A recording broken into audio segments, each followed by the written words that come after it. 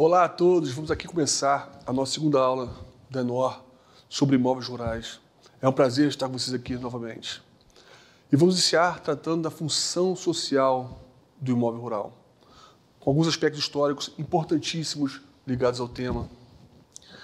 Bom, pessoal, no que tange a esses aspectos históricos, eu digo aos senhores que nas ordenações afoncinas de 1375 já existiam alguns aspectos, algumas preocupações ligadas a alguns aspectos referentes ao que hoje chamamos de função social do imóvel rural. Para vocês terem ideia, existia lá a previsão de que para aquele que fosse concedida a posse, ele teria que dar destinação, cultivar a terra, sob pena de devolvê-la ao reino de Portugal. Então, o posseiro que não desse destinação, que não cultivasse a terra, teria que devolvê-la para o reino de Portugal. E olhem que interessante, também se devolvesse a terra para o reino de Portugal, ele não poderia solicitar a concessão de uma nova posse. E digo aos senhores ainda também interessante, o conceito de terra devoluta surgiu a partir daí, da devolução das terras ao reino de Portugal, daquele que não as cultivou.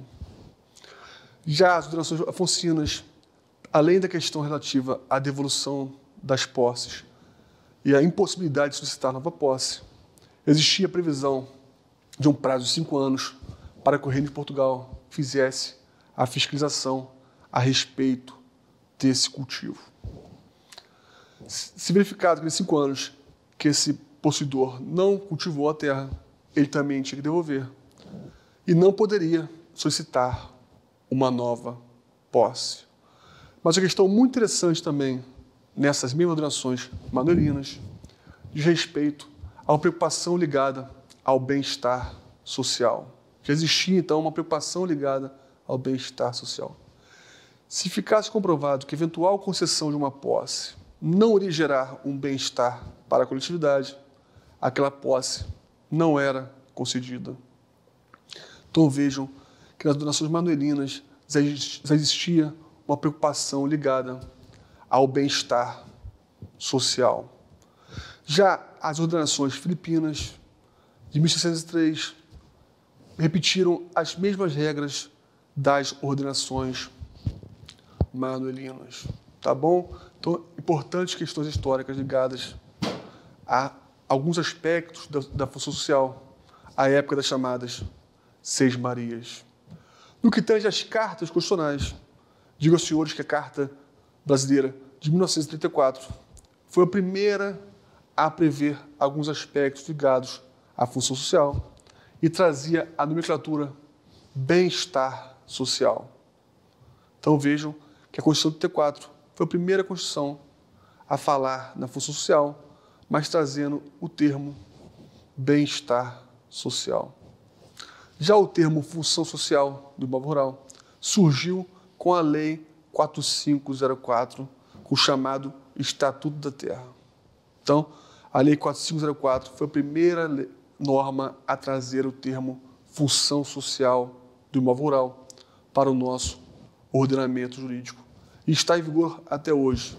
Vamos ver o que dispõe o artigo 2º, em seu parágrafo 1º, da Lei 4504, de 64, do chamado Estatuto da Terra. Vamos lá. É assegurado a todos a oportunidade de acesso à propriedade da terra, condicionada pela sua função social, na forma prevista na lei. Agora vamos ao parágrafo 1º. A propriedade da terra desempenha integralmente a sua função social, quando, simultaneamente, aí vamos aos requisitos previstos no Estatuto da Terra, favorece o bem-estar dos proprietários e dos trabalhadores que nela habitam, além de suas famílias, mantém níveis satisfatórios de produtividade, assegura as conservações dos recursos naturais e observa as disposições legais que regulam as justas relações de trabalho entre os que a possuam e cultivam.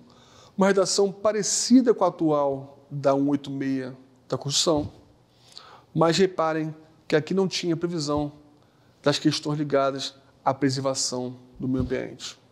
Tá? Então, na História da Terra, não tinha previsão referente à preservação do meio ambiente. Com relação à nossa Constituição de 88, como disse os senhores agora, a sua previsão da função social está no artigo 186. Estamos agora à análise do artigo 186. A função social ela é cumprida quando a propriedade rural atende simultaneamente, segundo critérios e graus de exigência estabelecidos em lei, aos seguintes requisitos: aproveitamento racional e adequado, utilização adequada dos recursos naturais disponíveis e preservação do meio ambiente. Olha aí a preservação do meio ambiente que não está prevista na Lei 404. Observância das disposições que regulam as relações de trabalho e a exploração que favoreça o bem-estar dos proprietários e dos trabalhadores. Então, esses são os 4 requisitos previstos no artigo 186. E inseriu aí a questão ligada à preservação do meio ambiente, que não estava prevista no artigo 2º da Lei 4504. Tudo bem, pessoal? Agora vejam que o artigo 186, na sua parte final, fala que será cumprida a função social quando atingir todos os requisitos segundo graus e critérios de exigência previstos em lei. Aonde estão esses graus e critérios de exigência? Estão na Lei 8629/92, no seu artigo 9º. Então vamos ver o que dispõe o artigo 9º da Lei 8629/92. Vamos ver. São os seguintes. Vamos lá, pessoal. Considera-se racional e adequado o aproveitamento que atinja os graus de utilização da terra e de eficiência da exploração. É adequada a utilização dos recursos naturais disponíveis quando a exploração se faz respeitando a vocação natural da terra, de modo a manter o potencial produtivo da propriedade. Conserva-se a preservação do meio ambiente, a manutenção das características próprias do meio natural e da qualidade dos recursos ambientais, na medida adequada à manutenção do equilíbrio ecológico da propriedade e da saúde e da qualidade de vida das comunidades vizinhas. A observância das disposições que regulam as regras trabalhistas implicam tanto o respeito aos contratos de arrendamento e parcerias rurais, quanto às leis trabalhistas e os contratos coletivos de trabalho. E aqui temos uma controvérsia doutrinária, uma discussão doutrinária, porque o legislador aqui, com relação aos contratos agrários, tratou apenas dos contratos de arrendamento e parcerias.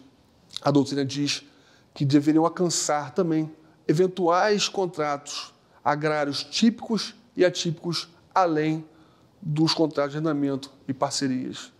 Então, a doutrina tenta fazer uma interpretação extensiva para dizer que também deve se observar essa questão relativa à função social, também nos contratos agrários típicos e atípicos, que não estão inseridos nesse artigo 9º.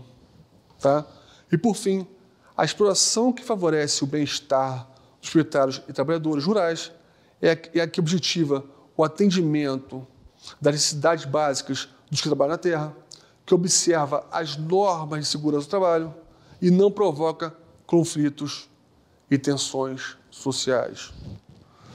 Como disse aos senhores, o meu ponto de vista a respeito do tema é que a função social não deveria falar em função social da propriedade, mas sim em função social do imóvel rural, porque, ao meu ver, a função social deve ser observada não só pelo proprietário do imóvel, mas também pelo eventual titular do domínio útil, eventual titular de direito real, que permita explorar a atividade, bem como de quaisquer possuidores. Então, todos esses devem observar os graus, os requisitos previstos referentes à função social do imóvel rural. Para finalizarmos essa segunda aula, vamos tratar agora do imposto ITR e imóveis rurais localizados em área urbana. ITR e imóveis rurais localizados em área urbana. Pergunta aos senhores: para imóvel localizado em área urbana, em que há exercício da atividade rural. Incidirá o IPTU ou o ITR? Outra questão bastante interessante, também questão de prova, é referente a isso. Então vamos estudar agora com calma qual o imposto que incide para imóveis localizados na área urbana em que hajam exercícios de atividade rural. Bom, amigos, o Código Tributário Nacional, Lei 5172 de 66, no seu artigo 29, dispõe que incide o ITR para possuidores, proprietários ou titulares de bens úteis de imóveis localizados fora da área urbana ou da área de expansão urbana. Então, o artigo 29 do CTN utiliza o critério de localização para fins de incidência do imposto. E o artigo 32 do Código Tributário Nacional também dispõe que incide IPTU para proprietários, possuidores ou titulares de bens úteis de imóveis localizados na área urbana. Então, veja que o Código Tributário Nacional trata das questões referentes aos seus impostos com base na localização do imóvel. O CTN, pessoal, foi recepcionado pela Constituição com status de lei complementar. E ele é de 66. É a Lei 5172 de 66. No mesmo ano, posterior ao CTN, mas no mesmo ano, sobreveio o Decreto-Lei 57. Então, em 66, posterior ao CTN, sobreveio o Decreto-Lei 57. E no seu artigo 15, tem a previsão expressa de que não se aplicam o artigo 32 do CTN para imóveis localizados em área urbana em que haja comprovadamente atividade rural. Então, a previsão do artigo 15 do Decreto-Lei 5766 é de que não se aplica a regra do artigo 32 do CTN para imóveis localizados em área urbana em que haja comprovadamente o exercício de atividade rural. Então, olha a situação. CTN 66, Lei Complementar, Decreto-Lei 5766, também recepcionado com status de norma complementar, posterior ao CTN. É o cenário que tínhamos naquela época. Sobreveio depois a Lei 5868 de 1962. E no artigo 12 dessa Lei 5868, o legislador revogou expressamente o citado artigo 15 do Decreto-Lei 5766. Então, em 72, através da Lei Ordinária 5868, o legislador, no artigo 12, revogou expressamente o citado artigo 15 do Decreto-Lei 5766, que, volto a destacar, dispunha de que não se aplicavam as regras do artigo 32 do CTN para imóveis localizados em área urbana, em que comprovadamente hajam exercícios de atividade rural. Então, 72, a situação era essa. O artigo 15 estava revogado pelo artigo 12 da Lei 5868 de 72. Bom, amigos, até que em 98, o STF, através do recurso extraordinário 140773 de São Paulo, declarou inconstitucional o artigo 12 da Lei Ordinária 5868 de 72, porque não poderia uma lei ordinária revogar uma norma tributária com status complementar. Tá? Então, o recurso ordinário 140773 de São Paulo teve a decisão da inconstitucionalidade do citado artigo 12 da Lei 5868, que teria revogado o artigo 15 do Decreto-Lei 5766.